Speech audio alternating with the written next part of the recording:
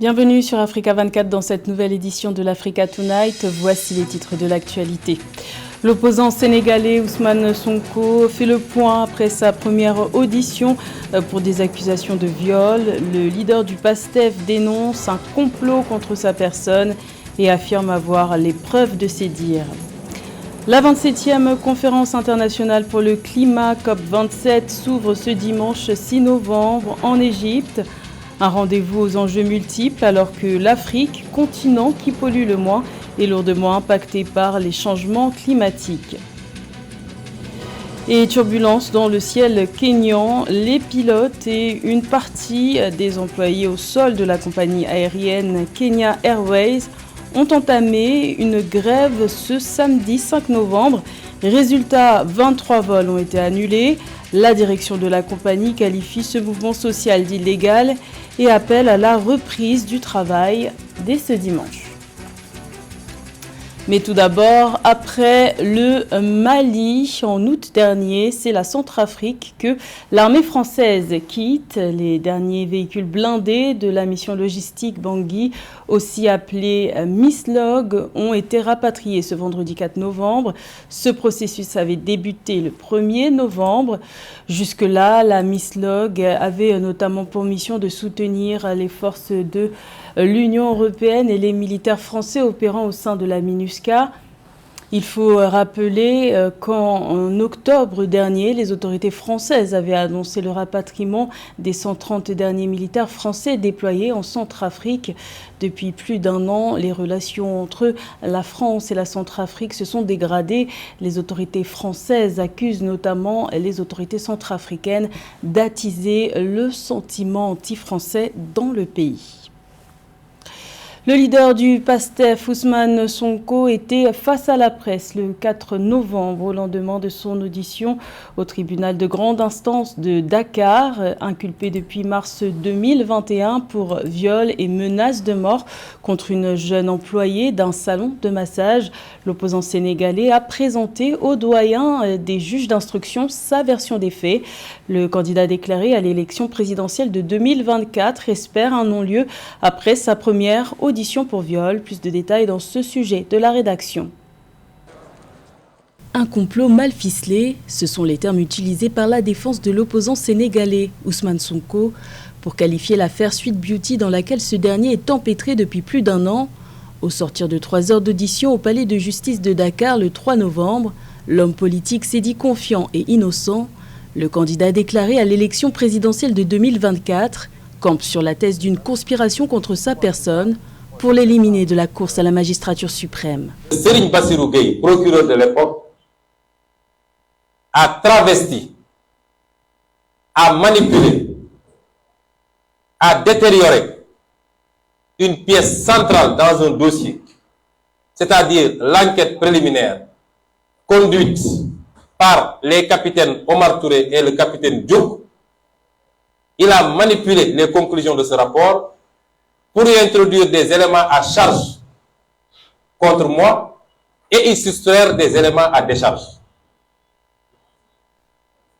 Il n'y a rien de plus grave.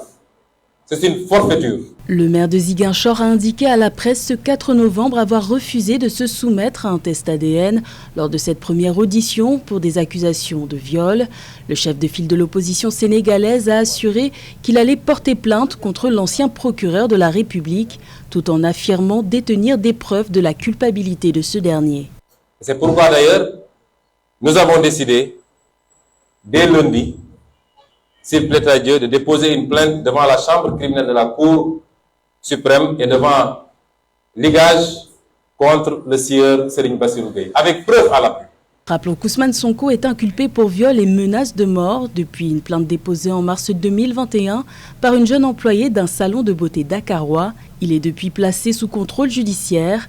Sa mise en cause puis son arrestation en mars 2021 avait entraîné des émeutes et fait une dizaine de morts.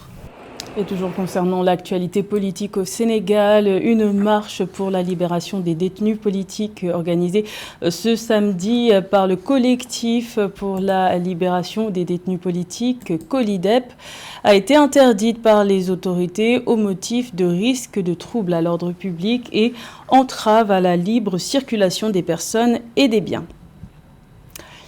La 27e conférence internationale pour le climat COP27 s'ouvre ce dimanche 6 novembre en Égypte. Les représentants de près de 200 pays sont attendus à Sharm el-Cheikh pour renforcer leurs engagements en vue de limiter le réchauffement climatique à plus 1,5 degré Celsius, objectif fixé par les accords de Paris en 2015. Financement et adaptation seront au cœur des débats, un sujet de Roberto Bogbe.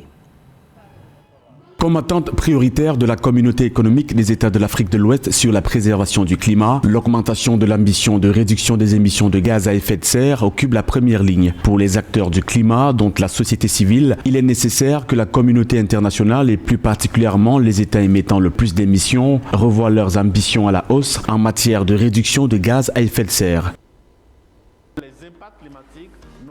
Les impacts climatiques n'ont pas de frontières, donc c'est important qu'on ait une stratégie régionale pour pouvoir avoir une stratégie et un plan d'action et arriver à ce que les communautés soient résilientes et aussi que les États puissent fonctionner avec les conséquences ou les impacts des changements climatiques. Les objectifs des CND, la contribution déterminée au niveau national, entendez le plan détaillé que chaque pays est tenu d'établir dans le cadre de l'accord de Paris, doivent augmenter pour maintenir l'objectif d'1,5 degré Celsius au risque de générer davantage d'impacts irréversibles pour les pays les plus vulnérables. Une attente qui embraye sur l'article 6 de l'accord de Paris visant à générer de nouvelles opportunités de financement dans la région, les nouveaux mécanismes de marché carbone devant être immédiatement opérationnalisés conjointement à la mise en œuvre du programme de renforcement des capacités. C'est important que la société civile soit partie prenante de tout ce qui se fait non seulement dans la communication, dans l'implantation et dans le suivi-évaluation et tout ce qui se fait au niveau stratégique et cela va aider les communautés parce que nous connaissons les communautés, nous sommes des citoyens et nous complétons l'action gouvernementale, l'action de la CEDEAO par rapport à ce qui se fait au niveau des changements climatiques. Adaptation, pertes et préjudices, finance climat assorti de l'objectif 100 milliards de dollars du Fonds vert pour le climat toujours en attente, en parallèle de la définition du nouvel objectif 2025. Les attentes de la CEDEAO vis-à-vis de la COP27 restent accrochées aux résolutions qui sortiront de Sharm el-Cheikh. Un pavillon ouest-africain sera érigé dans la cité balnéaire. L'espace sera équipé d'une salle de conférence et constituera une plateforme pour valoriser l'action climat des institutions régionales ainsi que celle de leurs États membres, renforçant ainsi la voix de l'Afrique de l'Ouest sur la scène internationale climat. Au Kenya, le secteur de l'aviation a été secoué ce samedi 5 novembre par une grève des pilotes et d'une partie des employés au sol de la compagnie aérienne Kenya Airways. Au moins 23 vols ont été annulés. Résultat, des milliers de passagers se sont retrouvés bloqués. La direction de la compagnie aérienne qualifie ce mouvement social d'illégal et exhorte les pilotes protestataires à reprendre le travail dès ce dimanche 6 novembre. Les précisions de Nathalie Mo.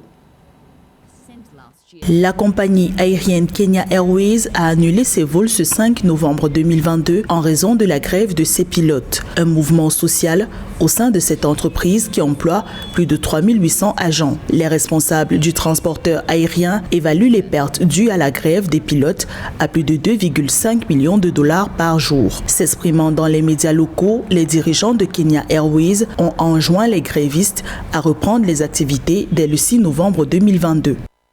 Make no mistake, we have a plan. Ne vous trompez pas, nous avons un plan sur la façon de traiter avec Kenya Airways à l'avenir et nous n'hésiterons en aucune façon à prendre une position très sérieuse et ferme pour faire en sorte que Kenya Airways devienne une entreprise qui assume ses responsabilités pour ses opérations. Les pilotes de Kenya Airways sont entrés en grève le 2 novembre 2022 après que des discussions avec les dirigeants de l'entreprise ont conduit à une impasse. Le syndicat des pilotes, qui rassemble 400 agents, rejette la décision unilatérale de suspendre les cotisations au fonds de prévoyance qui, selon eux, est un accord contractuel entre Kenya Airways et ses employés. Selon les pilotes, Kenya Airways retiendrait ainsi plus de 700 millions de shillings d'allocation depuis 2020. that it is Kenya Airways management's failure that has gotten us. C'est l'échec de la gestion de Kenya Airways qui nous a menés à ce point. Comme vous pouvez le voir, tous les pilotes de Kenya Airways sont là et sont tous prêts à reprendre le travail immédiatement une fois que nous serons parvenus à un accord à l'amiable avec la direction. They are all ready to get back to work immediately once we come to an amicable agreement with the management. La crise au sein de Kenya Airways se durcit alors que le 1er novembre 2022, le directeur général Alan Kilavuka reconnaissait que le dévouement des employés de la compagnie a participé à son relèvement post-Covid.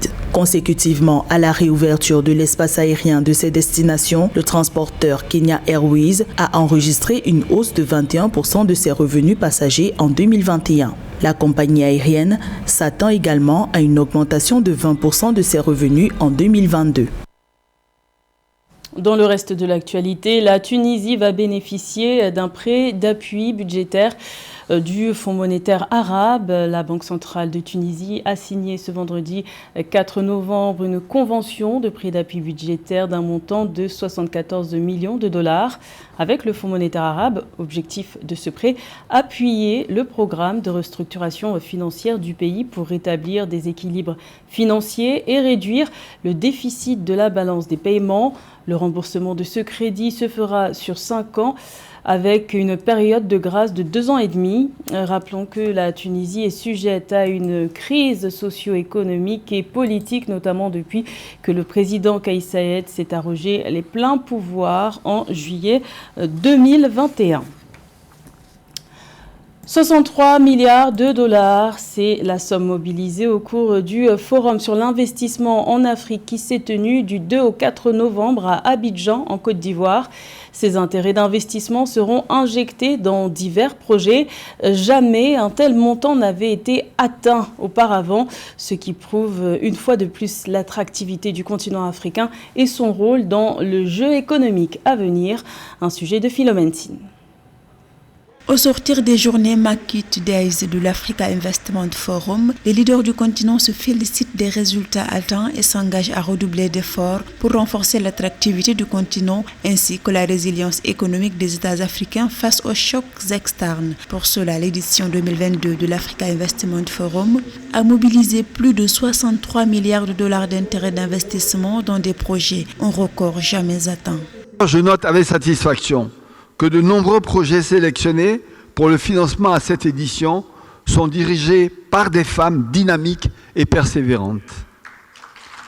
Excellences, Mesdames et Messieurs, les résultats que nous venons d'atteindre lors de cette journée transactionnelle augurent bien des lendemains meilleurs pour des économies plus résilientes et une Afrique plus prospère.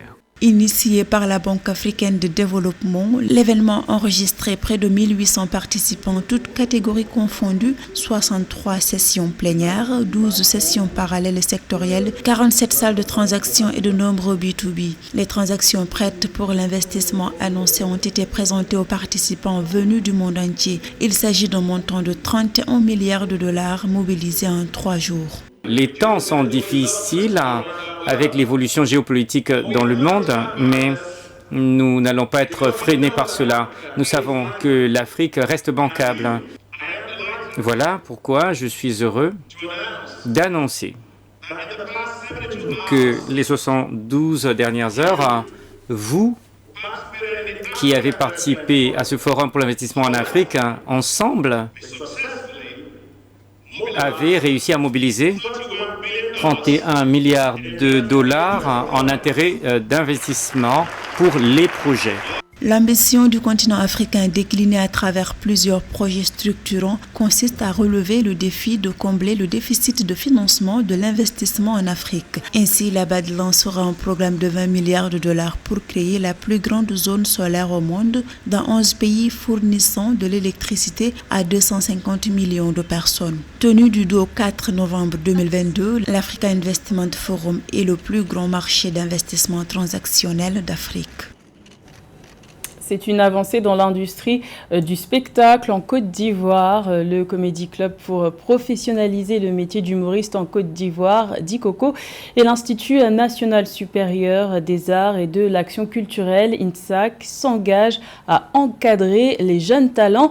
Les deux parties ont signé le 2 novembre une convention de partenariat pour assurer la professionnalisation des humoristes en Côte d'Ivoire. Les précisions de Joël Ballot. Celui qui vient détecter de nouveaux talents pour garantir l'avenir de l'art humoristique en Côte d'Ivoire est l'objectif du DICOCO Comedy Club qui s'est associé le 2 novembre à l'Institut national supérieur des arts et de l'action culturelle INSAC. Avec cet engagement, Grégoire Furer, créateur du DICOCO et producteur du Montreux Comédie Festival, propose aux jeunes des formations et des représentations dans le domaine de l'humour. On avait envie de célébrer cette filière d'excellence et de proposer aux jeunes qui font maintenant l'INSAC de venir voir déjà ce qui se fait au DICOCO. Ça peut leur donner envie de faire le métier d'humoriste plus tard. Et ceux qui ont envie de le faire, alors on leur propose de venir suivre des cours, des formations avec les artistes de la troupe. À l'instar des humoristes ivoiriens Joël et Eunice Zunon, plusieurs jeunes étudiants issus de l'INSAC aspirent à devenir des figures emblématiques du spectacle humoristique. L'INSAC m'a permis d'avoir une formation de base, une formation de théâtre. Grâce à cette formation, j'ai essayé de trouver mon champ, ma marque par rapport à mon style d'humour. Et ça m'a permis de me faire démarquer parmi mes amis lorsque Grégoire Furer Productions est arrivé en Côte d'Ivoire en 2019. Avec ce partenariat qui constitue une passerelle entre formation et professionnalisation, l'INSAC veut garantir à ses apprenants la possibilité d'acquérir une formation de qualité grâce à l'échange d'expertise. Le partenariat d'aujourd'hui permet donc d'apporter et de faire des masterclass, des workshops, des échanges d'expertise, favoriser donc cette communication entre l'INSAC et cette structure afin qu'au bout, nos jeunes gens soient mieux formés, soient compétitifs sur le terrain. D'ici fin 2022, Grégoire Furer, promoteur du DICOCO, entend réaliser une tournée en Côte d'Ivoire à la recherche de nouveaux talents. Avec ce partenariat, l'INSAC se veut être un pôle d'excellence dans l'accompagnement des humoristes ivoiriens et africains francophones sur la scène internationale. C'était le journal de la rédaction. Merci de l'avoir suivi. L'information continue sur Africa 24.